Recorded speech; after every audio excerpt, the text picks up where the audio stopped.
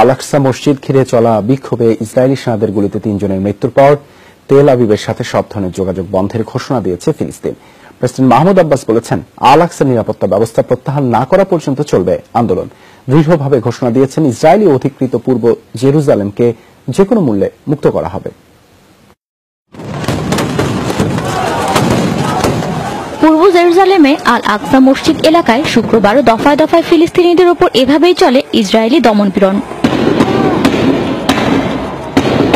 50 বছরের কম বয়সীদের মসজিদ এলাকায় প্রবেশের নিষেধাজ্ঞা উপেক্ষা করে সমবেত হওয়ার চেষ্টা করলে বরাবরের মতোই টিয়ার শেল, স্টান গ্রেনেড আর রবার বুলেট ছড়ে ইহুদি সেনারা। জেরুজালেম ও পশ্চিম তীরের বেশিরভাগ এলাকায় রাজপথে নামা ফিলিস্তিনিদের উপর চলে দমনপীড়ন। সেনাদের গুলিতে প্রাণ যায় 3 জনের।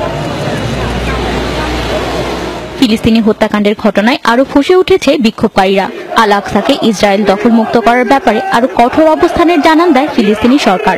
মসজিদ চত্বরের নিরাপত্তা ব্যবস্থা প্রত্যাহার এবং নিরাপত্তা রক্ষাকারী বাহিনীর সদস্যদের না সরানো পর্যন্ত ইসরায়েলের সাথে সব ধরনের যোগাযোগ বন্ধের ঘোষণাও দিয়েছেন ফিলিস্তিনি প্রেসিডেন্ট। শান্তির সব উদ্যোগ নষ্ট করছে তেল আবিব, অভিযোগ হামাসের। মেটাল ডিটেক্টর এবং ইসরায়েলের সেনাদের না সরানো পর্যন্ত তেল আবিবের সাথে সব ধরনের যোগাযোগ বন্ধ। পূর্ব জেরুজালেম আমাদের অবিচ্ছেদ্য অংশ, এর সার্বভৌমত্ব আমাদের কাছ থেকে কেউ নিতে পারে না। যে কোনো মূল্যে এর পবিত্রতা রক্ষা করব। ফিলিস্তিনিদের উপর দমনপীড়ন আগ্রাসন ইসরায়েলিদের পরিকল্পনার অংশ।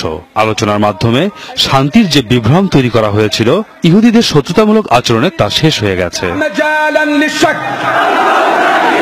ফিলিস্তিনিদের উপর ইসরায়েলি আগ্রাসনে ক্ষুব্ধ মধ্যপ্রাচ্যের বেশিরভাগ দেশ। আল আকসাকে ইসরায়েলি দখলমুক্ত করার আন্দোলনের সংহতি জানিয়েছে ইয়েমেন, তুরস্ক, জর্ডান, লেবানন সহ অনেক দেশ। সাম্প্রতিক এই আগ্রাসন ফিলিস্তিনে ইসরায়েলের পতনের ইঙ্গিত বলছে জর্ডানের রাজনৈতিক সংগঠন মুসলিম ব্রাদারহুডের মুখপাত্র। আল আকসাকে ঘিরে চলমান সহিংসতার নিন্দা জানিয়েছে যুক্তরাষ্ট্র।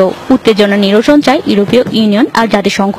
তবে এসব আহ্বানে সাড়া দেয়নি ইসরায়েল। উল্টো দাবি করছে, পশ্চিম তীরে 3 ইসরায়েলকে ছুরিকাঘাতে হত্যা করেছে ফিলিস্তিনিরা।